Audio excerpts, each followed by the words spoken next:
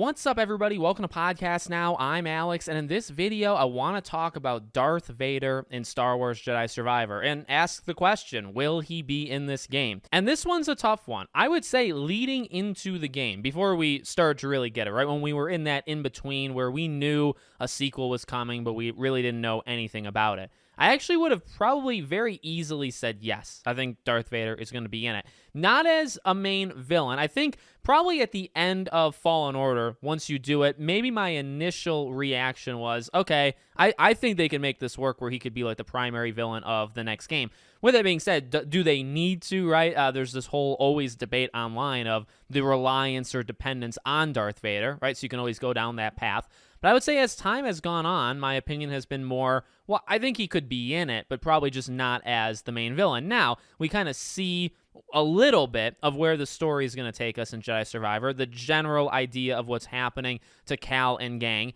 I don't think it fits Darth Vader being the main villain. So I think that part is completely out. Now, the question of will he return, will he be in it at all? I think it's very possible, only really because of the ending of Fallen Order. You know, you have an unresolved conflict. Not that necessarily Cal and all them are like super interested to go back to face Vader or anything, but you would think from Darth Vader's perspective and the way that the Empire is kind of built at the time, you imagine as you continue to do things as Cal, as you continue to get more powerful, you know people come after you, right? That's kind of the point a little bit of the Inquisitors or in Fallen Order or just in general. It's hard to remain like anonymous during this era of Star Wars, right? Whether you're Ahsoka or whatever in the different, branches that they've gone off with Star Wars during this time, if you're a Jedi and like you're doing things, you're eventually going to step on some toes. Now you could argue that already happened, right? Because Cal did step on so many toes, and he really made it very hard on the Inquisition to deal with him that Darth Vader literally had to step in and say, all right, you guys are worthless. Let me come in and let me finish the job. So you could argue, what I just pitched there, which I do think is going to continue to happen in Jedi Survivor, but you could argue that's already happened, right? Where he's made a big enough mark, Cal specifically, where he's on the Empire's map. Maybe he's on other people's maps, which will probably play into Jedi Survivor. So I would find it rather odd to go through the entire game and like you never have any, not that you need to have like a run-in with the Emperor or anything, but I would find it very hard to believe the more powerful you get, the more you're just kind of advancing this idea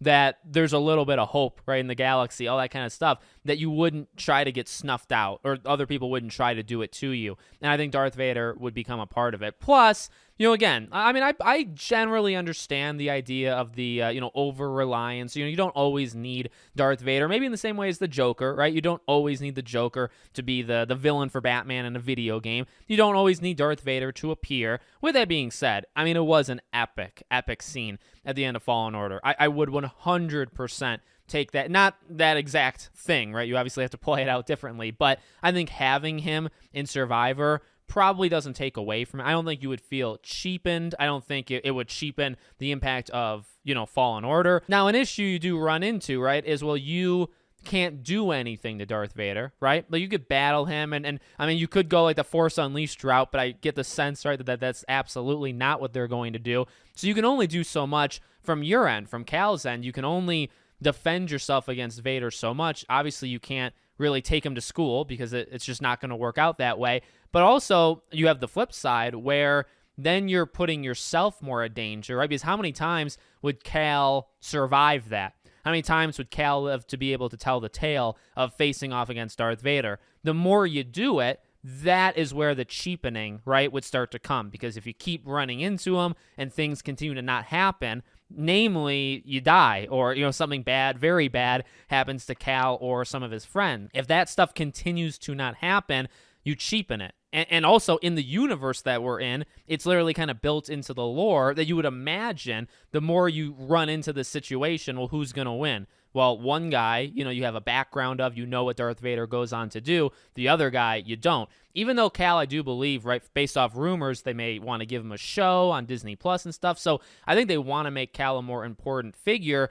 But even like Ahsoka, I love Ahsoka, but I also think there is also only so much you can do with her before it really starts to mess things up. And maybe that's always been like the greatest weakness, or just something they've always had to kind of be aware of when making these things. So I'll settle on my prediction that Vader will be in it. I will predict that we'll see him again, but I would say it's probably going to be a very similar amount of length. I'd be shocked if he was like a reoccurring villain, but I'd also kind of be pretty surprised if he wasn't in the game at all. But yet again, maybe some people don't expect him in the game at all. So let me know what you guys think in the comments. Make sure you guys are subscribed, bell icon turned on, and I hope to see you all on the next one.